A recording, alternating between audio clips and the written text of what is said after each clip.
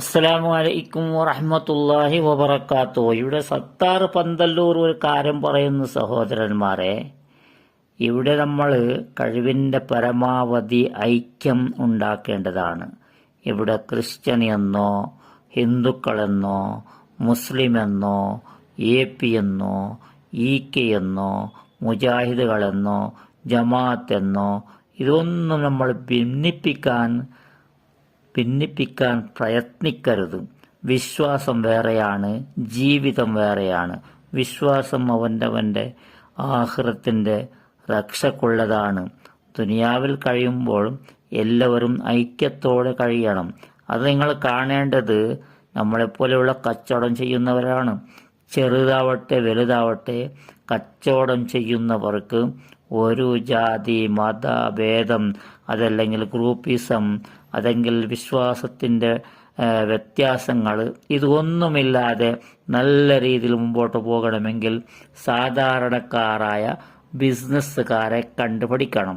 അതാണ് ഇവിടെ നമ്മുടെ സത്താർ പന്തല്ലൂർ പറയുന്ന ഒരു കാര്യം കേൾക്കുക ഇൻഷാ അല്ലാഹ്. ഞങ്ങളുടെ കൺസെപ്റ്റ്, ഞങ്ങളുടെ കാഴ്ചപ്പാടെന്ന് പറയുന്നത് ശത്രുവാണ് എന്ന് തോന്നിയാൽ പോലും, ശത്രുവാണ് എന്ന് ഞങ്ങൾ ആരോപിക്കുന്നില്ല, ഒരുപക്ഷെ തെറ്റിദ്ധാരണകളായിരിക്കാം.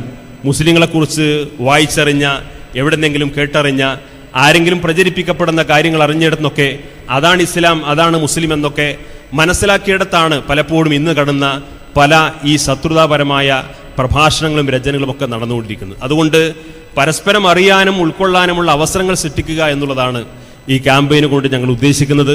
പ്രാദേശികമായി നാട്ടുമുറ്റം എന്ന പേരിൽ ജാതിയോ മതമോ സമുദായമോ ഒന്നും നോക്കാതെ എല്ലാവരും ഒരുമിച്ചിരുന്നു കൊണ്ട് നമുക്കിടയിൽ അകൽച്ച വർദ്ധിക്കുന്നുണ്ടോ, നമുക്കിടയിൽ എന്തെങ്കിലും തെറ്റിദ്ധാരണകളുണ്ടോ, നമുക്കിടയിൽ പരസ്പരം വിശ്വാസം കുറഞ്ഞു വഴുന്നുണ്ടോ, നമ്മൾ കല്യാണവും മരണവും സന്തോഷവും ദുഃഖവും പരസ്പരം പങ്കിട്ടിരുന്ന അവസ്ഥയിൽ നിന്ന് നമുക്ക് എന്തെങ്കിലും വ്യത്യാസങ്ങൾ വരുന്നുണ്ടോ എന്ന് തുറന്ന് സംവദിക്കാനുള്ള അവസരങ്ങൾ സൃഷ്ടിക്കാനും, ആ അവസരങ്ങൾ സൃഷ്ടിച്ചുകൊണ്ട് അത്തരം ചർച്ചകളുടെ അവസാനമായിട്ട് ഇനിയുള്ള കാലങ്ങളിൽ നമ്മുടെ നാട്ടിൽ വിദ്യാഭ്യാസ പ്രവർത്തനവും പരിസ്ഥിതി പ്രവർത്തനവും ആരോഗ്യ പ്രവർത്തനവും ഒക്കെ നമുക്ക് ജാതിയും മതവും നോക്കാതെ മനുഷ്യരുടെ നന്മയ്ക്ക് വേണ്ടി പ്രവർത്തിക്കാൻ കഴിയുന്ന കൂട്ടായ്മകൾ നമുക്ക് സൃഷ്ടിക്കാൻ സാധിക്കുമോ എന്ന ഒരു പരീക്ഷണം ഞങ്ങൾ 2 മാസക്കാലമായി കേരളത്തിലെ വിവിധ പ്രദേശങ്ങൾ പരീക്ഷിച്ചു കൊണ്ടിരിക്കുന്നു. അത് ഏറ്റവും വലിയ തലതൊട്ടപ്പനാണ് KM മൗലവി. ഈ KM മൗലവിയാണ് സൗദി രാജാവിന് ഔദ്യോഗികമായിട്ട് കത്തെഴുതിയത്. കേരളത്തിൽ നിന്ന് കുറെ ക്രിസ്ത്യൻ സഹോദരന്മാർ ജോലി തേടി വരുന്നുണ്ട് കേട്ടോ സൗദി അറേബ്യയിലേക്ക്, നിങ്ങൾ അവർക്ക് ജോലി കൊടുക്കാൻ പാടില്ല. ഈ മൗലവിന്റെ കൂടെ എന്ത് ബോബനും മോളിയും കളിപ്പിച്ചിട്ട് കാര്യമില്ല. സലഫിസത്തെ വെളിപ്പിച്ചെടുക്കാൻ ആരെയും സമ്മതിക്കൂല. ബഹുമാനമുള്ളവരെ, ഇദ്ദേഹം പറഞ്ഞ കാര്യം നിങ്ങൾക്ക് മനസ്സിലായി.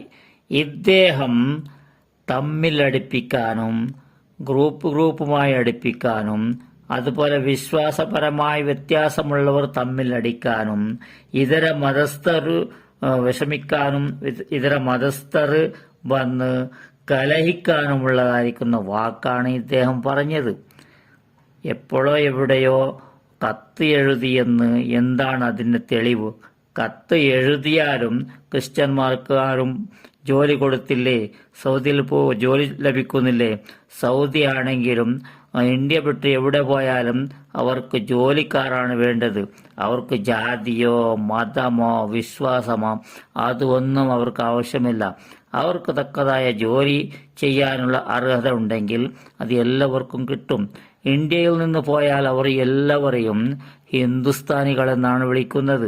അവിടെ സലഫി എന്നോ മുജാഹിദ് എന്നോ EK സമസ്തക്കാരന് വന്ന് എന്ന് പറഞ്ഞ് ശമ്പളം കൂട്ടിക്കൊടുക്കുകയോ അല്ലെങ്കിൽ പെട്ടെന്ന് ജോലി കൊടുക്കുകയോ അതൊന്നുമില്ല. അത്തരം കാര്യം ഇവിടെ മാത്രമാണ്.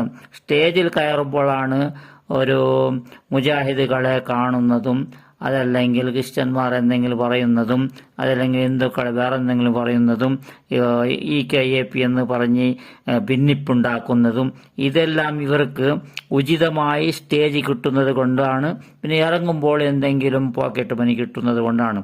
അതെല്ലാം നിരത്തിയാൽ ഇവരുടെ ശബ്ദമേ ഉണ്ടാവുകയില്ല.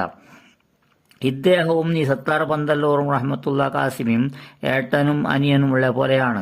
എവിടെ എന്ത് കാര്യത്തിനും പാണക്കാട് തങ്ങന്മാരോ അതല്ലെങ്കിൽ സുന്നി വിഭാഗത്തിൽപ്പെട്ടവരോ പോയാൽ മുജാഹിദ് ഭാഗത്ത് അവരുടെ എന്തെങ്കിലും കാര്യമുണ്ടെങ്കിൽ അവിടെ സഹകരിക്കാനോ എന്തെങ്കിലും ഒരു കാര്യത്തിന് പോയാലോ എന്തെങ്കിലും ഉദ്ഘാടനം ചെയ്യാനോ എന്തിന് പോയാലും അതിന് നോമ്പ് തുറക്ക് പോയാലോ ഒന്നും പോകാൻ പാടില്ല. അപ്പോൾ ഹാലിളകുന്നതാണ് ഈ റഹ്മത്തുള്ള കാസിമിക്കും അതുപോലെ ഈ സത്താർ പന്തല്ലൂറും.